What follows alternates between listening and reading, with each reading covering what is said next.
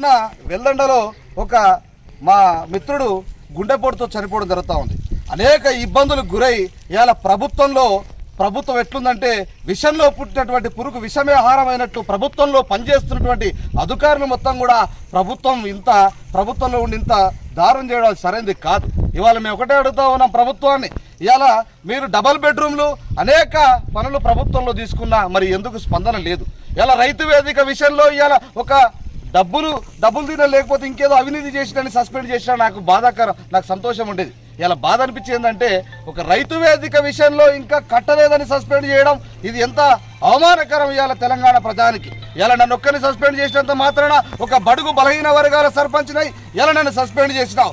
అదే పక్క మండలంలో మొన్న ప్రిన్సిపల్ సెక్రటరీ గారు వస్తే మరి అక్కడ సర్పంచ్ని సస్పెండ్ చేయలేదు, అక్కడ అధికారిని సస్పెండ్ చేశారు. మరి ఎందుకు ఇవ్వాలని నన్ను సస్పెండ్ చేశారు? కేవలం నేను జనసేన పార్టీ సర్పంచ్ అని చెప్పి దానికోసమే నన్ను సస్పెండ్ చేస్తారు. ఇలా అధికార యంత్రాంగం మొత్తం కూడా దిగి ఇలా నన్ను సస్పెండ్ చేయడం ఎంతవరకు కరెక్ట్? ఇది ఇలా ప్రభుత్వంలో పనిచేయకపోతే వేరే కాంట్రాక్టర్ కప్పచెప్పండి, కానీ సస్పెన్షన్ ఆర్డర్ అనేది ఏంది? ఇలా ఎవరిని మేము ప్రశ్నించాలి? ఎన్నిసార్లు మేము పెట్టుకున్నాం సార్, జైన్ చెక్ పవర్లో ఇబ్బందులు ఉన్నాయి, అనేక పనులు చేసినాం, వాటికి బిల్లులు వస్తలేవు. ఇలా ఎంపీ ప్రకారంగా చేసినాం, తీర్మాన ప్రకారంగా చేసినాం, కానీ ఇలా స్పందన లేకుండా నీవు సస్పెండ్ చేయడం ఎంతవరకు కరెక్ట్? ఇది నువ్వు వేరే కాంట్రాక్టర్ మార్చు, నేను పని చేయకపోతే ఇంకో కాంట్రాక్టర్ ఇచ్చేసాయి, దాంట్లో అభ్యంతరం లేదు, కానీ సస్పెండ్ చేయడం అనేది కరెక్ట్ కాదు.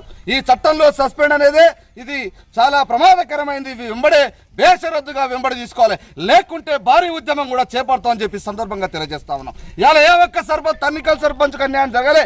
ఇలా యావత్ రాష్ట్రంలో మొత్తం కూడా 12,771 సర్పంచులు కూడా ఇలా ఆవేదన వ్యక్తం చేస్తా ఉన్నారు. మేము ఒకటే చెప్తా ఉన్నాం, బేషరద్దుగా రిలీవ్ ఆర్డర్ని వెంబడే ఇస్తే సరే, లేకుంటే భారీ ఉద్యమాన్ని కూడా దిగడానికి సిద్ధంగా ఉన్నాం. ఇలా పొద్దర్సంది అనేక మంది సర్పంచులు ఇలా ఫోన్లు చేస్తూ ఉన్నారు, బాధపడతా ఉన్నారు. ఏ ఒక్క తన్నికలకు జరగలే అన్యాయం చాలా మందికి జరుగుతూ ఉంది. కాబట్టి వెంబడే దీన్ని బేషరద్దుగా తీసుకుంటే సరే, లేకుంటే ఎక్కడిదక్కడ స్పందించ చేయడం కూడా సిద్ధంగా ఉంటామని చెప్పి తెలియజేస్తూ ముగిస్తా ఉన్నాం. ధన్యవాదాలు.